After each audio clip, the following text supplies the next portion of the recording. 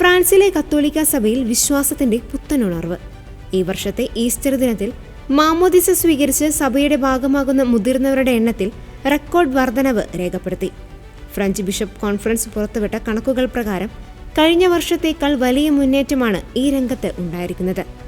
ഈ വർഷം ജ്ഞാനസ്നാനം സ്വീകരിക്കുന്നവരിൽ ഭൂരിഭാഗവും 18-നും 25-നും ഇടയിൽ പ്രായമുള്ള യുവാക്കളാണെന്നത് സഭയ്ക്ക് വലിയ പ്രതീക്ഷ നൽകുന്നു. ഡിജിറ്റൽ യുഗത്തിലും ആത്മീയത തേടിയുള്ള യുവാക്കളുടെ ഈ പ്രവാഹം ഫ്രഞ്ച് സമൂഹത്തിൽ വലിയ ചർച്ചയായിരിക്കുകയാണ്. അക്രൈസ്തവ പശ്ചാത്തലങ്ങളിൽ നിന്നും ഒരു മതവിശ്വാസവുമില്ലാത്ത കുടുംബങ്ങളിൽ നിന്നും എത്തുന്നവരാണ് പുതിയ വിശ്വാസികളിൽ പകുതിയോളം പേർ.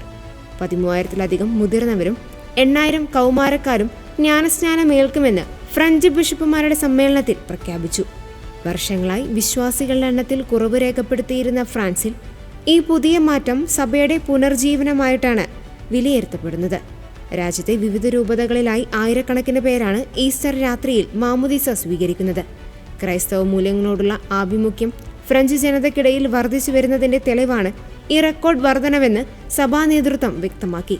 വരും വർഷങ്ങളിലും ഈ മുന്നേറ്റം തുടരുമെന്നാണ് സഭയുടെ പ്രതീക്ഷ.